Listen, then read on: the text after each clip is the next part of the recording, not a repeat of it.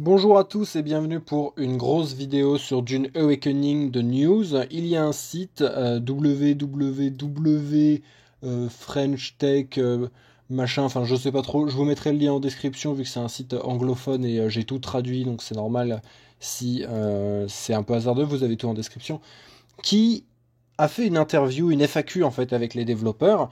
Et mon but, vous pouvez la retrouver à l'écrit évidemment, mais je vais en faire une vidéo et je vais simplement la lire. Voilà, pour ceux qui aiment un format condensé, aiment un format audio en vocal, je vais tout simplement lire cette FAQ. Et sur ce, donc, on commence tout de suite. Il y a eu plein de questions qui ont été posées. Donc, ils parlent de la gamer développeur, de la gamer conférence machin, et ils ont posé des questions. Faut-il être un personnage féminin pour incarner un Bene Gesserit? Donc Bene Gesserit, c'est les femmes sorcières, un peu à la Lady Jessica, la mère supérieure Moriam, etc. Non.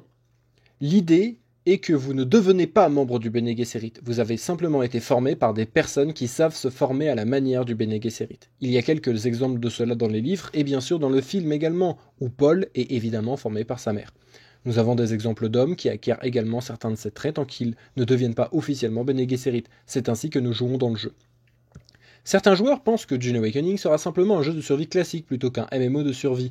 Vous avez revendiqué ce dernier dès le début, et la page Steam mentionnait même des milliers de joueurs en même temps, mais cela a depuis été supprimé. Pouvez-vous clarifier comment fonctionnent les serveurs et combien de joueurs seront en ligne sur un serveur à tout moment? Bien sûr, ce sont des cartes différentes. La raison pour laquelle nous avons supprimé des milliers de joueurs en même temps était que notre optimisation n'indiquait pas 1000 en même temps. Alors nous nous sommes dit, ok, c'est trompeur. Il y en a au moins des centaines, et pour le moment, je dirais que c'est le cas. Donc, des centaines de joueurs en même temps sur les serveurs. J'ai écrit un blog à destination du marketing qui l'explique en fait avec des diagrammes, mais je vais essayer de vous donner un aperçu technique très rapide. Nous avons plusieurs cartes dans le jeu, une carte de survie, une carte de désert profond et des centres sociaux. Ce sont toutes des cartes distinctes exécutant leur propre serveur Unreal Engine 5.2.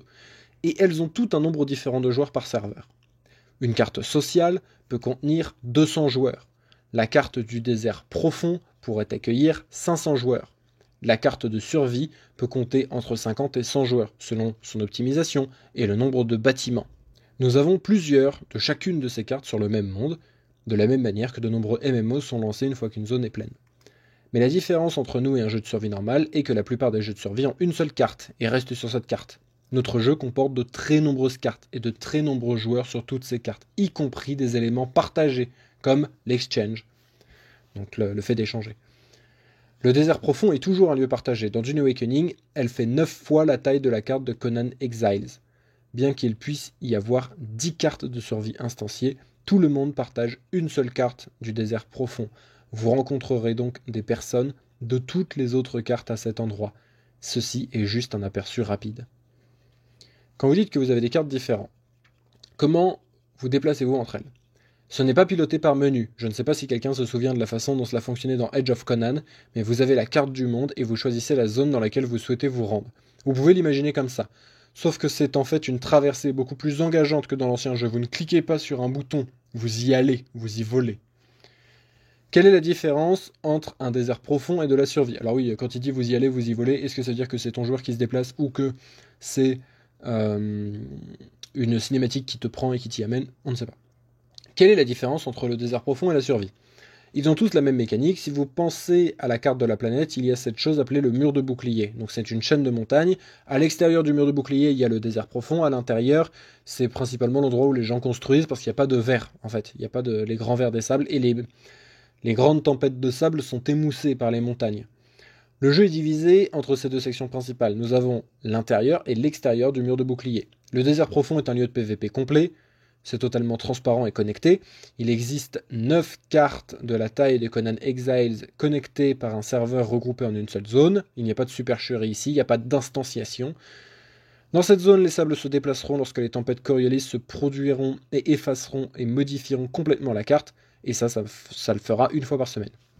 Ainsi, le monde entier change en dehors du mur de bouclier. C'est à l'intérieur que vous construisez vos espaces sûrs. Nous essayons de créer des zones PvP dynamiques et des zones PvE sécurisées, où les joueurs peuvent construire leur base. Le désert profond ressemble-t-il à un no man's land généré de manière procédurale? Il est généré de manière procédurale avec des règles. Il y a un jeu logistique spécifique que nous voulons là-bas, car le désert profond est le lieu où se déroulent les grandes récoltes d'épices et où se déroulent les grands événements. Nous nous attendons à ce que les guildes se disputent les ressources. L'une des idées que nous avons à propos de Dune Awakening est qu'il ne s'agit pas de renverser les châteaux de sable des autres. Beaucoup de ces jeux de survie consistent simplement à tuer les bases des autres et à détruire sans plaisir. Nous ne voulons pas faire ça. Nous voulons envoyer des gens se battre pour des ressources dans des endroits spécifiques. Les bases sont blindées. Vous ne pouvez pas détruire les bases des autres, surtout dans les zones PvE. Ces zones PvE sont sûres. Et puis, nous vous enverrons dans le désert profond. Et là, vous pourrez vous battre, vous lancer dans le chaos et dans les grandes guerres de ressources.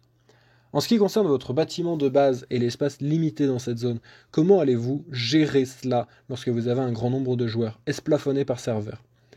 Il existe une version du désert profond, mais dans la carte de survie, nous pouvons essentiellement l'instancier, donc il y aura suffisamment d'espace, ne vous en faites pas. Je comprends que l'accent principal soit mis sur le PvP, mais existe-t-il du contenu pour les joueurs PvE, les donjons ou les raids? Les laboratoires d'écologie sont nos donjons. Soit dit en passant, je dirais fortement que tout cela n'est que du PvP. La fin du jeu est très forcément axée sur le PvP. Mais le PvP est quelque chose que j'aime définir d'une manière légèrement différente du simple meurtre de joueurs. Il s'agit en fait de donner aux joueurs les choses dont ils ont besoin, puis de les faire concourir pour y parvenir. Notre système politique, par exemple, vise à encourager les joueurs à s'affronter pour atteindre des objectifs spécifiques et pas nécessairement à s'entretuer. Je dirais que le jeu est axé sur la compétition entre joueurs, mais pas nécessairement sur le fait de tuer. C'est quelque chose que nous aimerions éviter. C'est aussi la raison pour laquelle nous parlons de ne pas renverser les châteaux de sable des autres joueurs. Il est important que les gens sachent qu'à l'intérieur du mur de bouclier, vous pouvez construire une base, la conserver pour toujours et ne pas trop vous en inquiéter. Allez-vous pouvoir apprendre à marcher sur le sable? Il y a déjà eu cette conversation plusieurs fois, oui, éventuellement, mais le personnage ne saura pas le faire tout de suite, à moins que vous ne soyez un duc avec un livre hologramme qui vous l'apprend. Mais, donc ça c'est une private joke avec le film Dune Awakening, avec le film Dune, pardon, de Denis Villeneuve. Mais même dans ce cas, vous n'êtes pas bon dans ce domaine jusqu'à ce que vous arriviez au deuxième film, et Shani, bon, il continue sa blague. Le fait est que nous aurons besoin de quelque chose, donc en gros tu vas devoir parler à un Freeman. Voilà, vous devez travailler avec les Fremen et apprendre des choses des Fremen pour pouvoir faire cette marche des sables. Nous l'avons également essayé à un autre moment donné, ça avait l'air ridicule, trop lent, comme si vous pouviez sprinter, courir, marcher, puis marcher sur le sable et vous avez en quelque sorte l'ordre de danser. C'est très lent. Bien sûr, nous pouvons résoudre ce problème, essayer de concevoir d'une meilleure manière.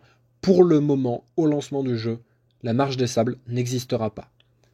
De plus, vous devriez pouvoir marcher sur le sable qu'une fois arrivé au point où vous ne faites plus qu'un avec le désert. En gros, ils ne l'implémentent pas pour l'instant parce qu'ils ne savent pas comment l'implémenter de façon à ce que ce soit pas chiant, parce que la marche des sables c'est très lent. Et de toute façon, en fait, le désert, tu vas rouler, tu vas voler, mais tu vas pas marcher dans le désert comme un connard. Tu seras en ornie généralement.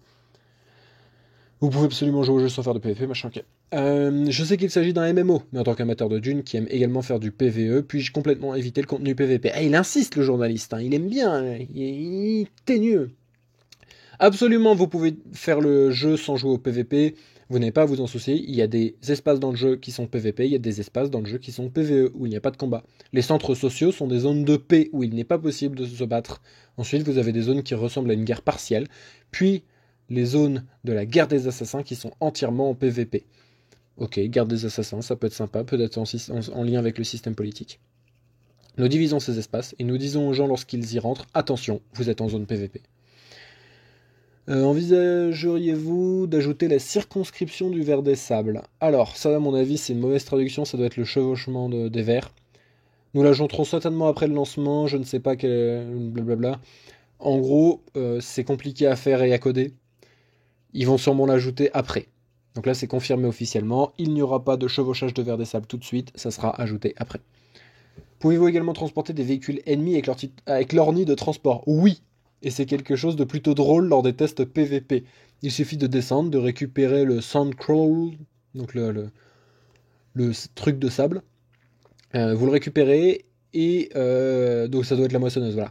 Vous récupérez la moissonneuse de quelqu'un d'autre lorsqu'il est en train de récolter avec la personne à l'intérieur. Le problème est que lorsque vous la ramenez à votre base, ils sautent de leur véhicule et commencent à vous tirer dessus. Donc ça peut être très cool.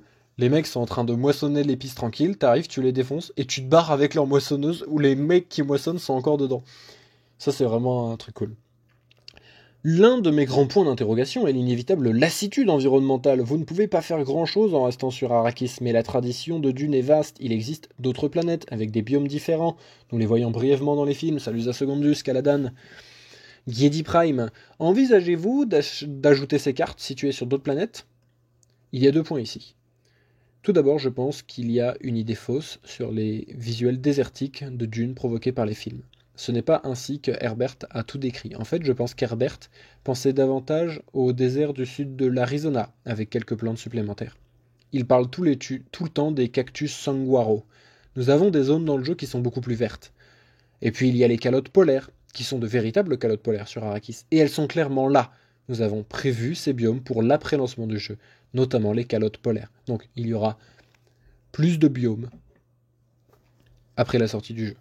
C'est vraiment un jeu service en fait. Ils vont ajouter plein de choses. Nous avons donc avant tout un peu de variété sur Arrakis. Lorsque nous commencerons à manquer de variété, nous regarderons d'autres planètes. Nous avons des mécanismes en place pour permettre cela. Je ne veux pas en parler pour l'instant car c'est si loin, laissez-moi d'abord terminer le jeu. J'espère que les gens y joueront et l'apprécieront. Et ensuite on pourra parler d'autres planètes, pourquoi pas. Ça c'est cool. Devez-vous utiliser l'eau dans Dune Awakening pour votre propre survie ? Oui, vous avez besoin de l'eau pour de nombreuses applications industrielles du jeu, raffinage des ressources par exemple, mais vous avez aussi besoin d'eau pour vous. Vous gagnez de l'eau avec les pièges à vent, elle s'accumule avec le temps. Donc c'est ainsi que fonctionnent les jeux de survie, vous surmontez une pression de base, puis vous obtenez une version légèrement supérieure de la même pression. Ce n'est pas un jeu de survie convivial, je ne pense pas que ça ne pourra jamais l'être, car il se déroule sur Arrakis, donc on est sur une survie qui est un peu plus dure quand même. Au début, ils voulaient nous apaiser en disant que non, ça va, c'était tranquille, mais en fait, une survie un peu dure. Nous avons pensé qu'il ne fallait pas en faire un casse-tête ou une corvée, nous essayons de trouver le bon équilibre. Je suis sûr qu'au fur et à mesure, nous avancerons dans nos versions bêta, et nous continuerons à entendre ce que les joueurs en disent. Lorsque vous êtes pris dans une tempête de sable, est-ce que c'est la mort instantanée ? Pas instantanée, mais très rapide. Vous survivez dans une tempête de sable environ 30 secondes. Ensuite, vous mourrez. Nous disposons d'un mécanisme d'abri qui vous permet de vous blottir contre un mur et de vous serrer. Vous serez probablement d'accord avec le fait que les tempêtes de sable sont dans les premières zones. La traduction est mauvaise, ça veut rien dire. Les tempêtes Coriolis vous tueront ainsi que tout ce que vous avez construit. Voilà, donc il y a la tempête de sable, tranquille, et il y a la grosse tempête Coriolis à la Mad Max qui te détruit la gueule. Si vous êtes dans le désert profond, pendant l'effacement du serveur, qu'est-ce que ça fait ? Vous serez expulsé, mais vous serez prévenu. Lorsque nous avons discuté de l'idée, j'ai dit à l'équipe que c'était comme une lune de sang dans Zelda. Il faut savoir que ça vient dans longtemps. Je pense que vous recevrez une demi-journée d'avertissement lorsque cette chose s'accumule, puis la tempête Coriolis arrive et le ciel commence à changer.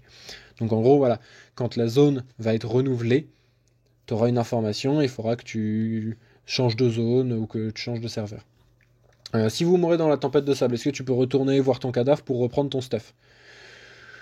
Il existe différents types de peines de mort pour Dune Awakening en fonction de la façon dont vous mourrez. Le ver vous avale ainsi que tout ce que vous transportez. Si vous êtes tué au combat, vous descendez d'abord mais vous ne vous ressortez pas. Si vous êtes avec des amis, ils peuvent venir vous chercher. Si vous avez de l'eau, vous pouvez vous relever. Mais ensuite, si vous mourrez, vous perdez vos ressources, des épices, la récolte, l'argent.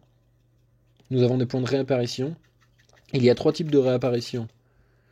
Vous disposez de balises, donc les balises de réapparition, réapparition à votre base ou réapparition au dernier véhicule utilisé. Ok, c'est un peu obscur, mais pourquoi pas. Ensuite, il y a la réapparition du point de contrôle. Lorsque vous entrerez dans le laboratoire d'écologie, nous vous réserverons un point de réapparition en dehors de cela. Si vous mourrez dans le laboratoire et que vous voulez récupérer votre cadavre, vous pouvez y retourner. Vous perdrez des ressources, mais vous pourrez les récupérer sur votre cadavre. Dans les zones PVP, votre cadavre peut être pillé par d'autres personnes. Ok.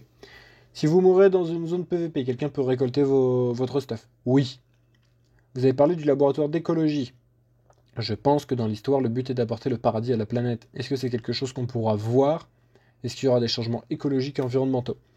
Nous avons une chronologie alternative pour les livres et les films. Nous expliquons clairement à tout le monde pourquoi et comment cela s'est produit avant de lancer le jeu. C'est un gros rythme que nous aurons plus tard dans l'année.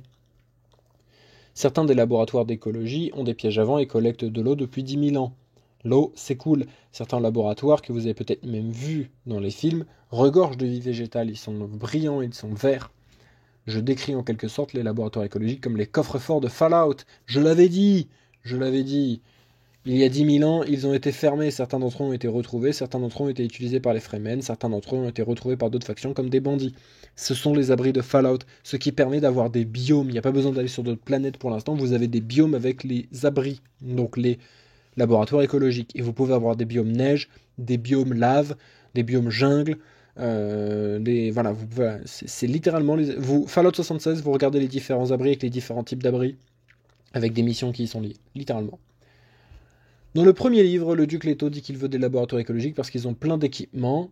Peut-être qu'ils expérimentaient l'IA dans certains d'entre eux, même si c'est totalement illégal. Peut-être.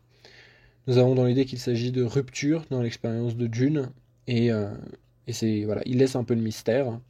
Donc peut-être qu'il y aura des choses en lien avec l'IA. Je rappelle que les intelligences artificielles dans Dune dans l'univers de Dune sont interdites vu que les machines ont à un moment tenté une rébellion. Les véhicules peuvent-ils être volés ou détruits? Non. À l'heure actuelle, dans la version bêta, nous avons un système d'autorisation. Vous pouvez dire c'est un véhicule que moi seul peux utiliser, ou c'est un véhicule que les membres de ma guilde peuvent utiliser. Vous pouvez définir cette autorisation. Ok, ça c'est cool. En termes de destruction, nous avons ce que nous appelons une option de véhicule de secours.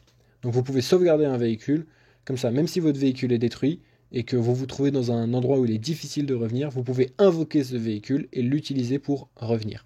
Il existe d'autres moyens d'atténuer cette perte. Si vous perdez un véhicule et que vous vous trouvez sur une île rocheuse où se trouve une base de PNJ, ils auront souvent un véhicule que vous pouvez leur voler. Il ne durera pas très longtemps, ce n'est pas un très bon véhicule, mais vous pouvez quand même prendre quelque chose et tenter de revenir. Pouvez-vous partager des détails sur le modèle économique et de monétisation de Dune Awakening? C'est un MMO. Nous devons continuer à le faire fonctionner, ce qui signifie que nous aurons une forme de monétisation après le lancement. Je ne veux pas en parler plus en détail.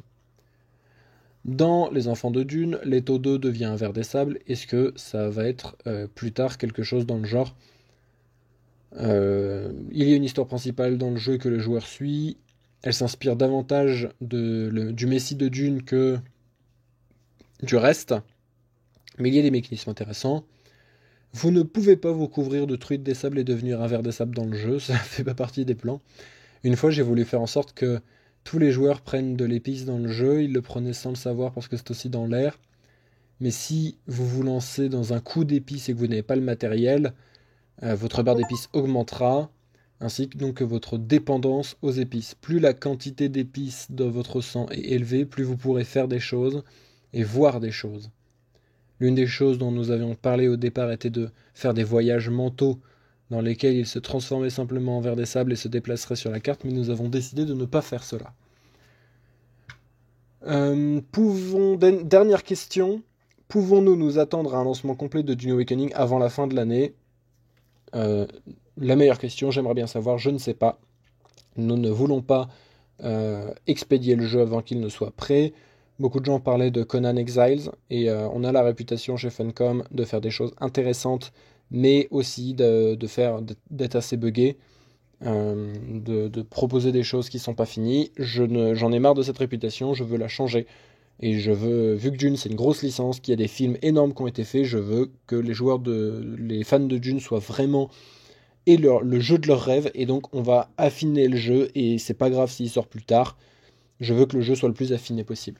Voilà, vous avez l'intégralité de la FAQ. Je vais y revenir sur certaines vidéos, notamment sur les serveurs.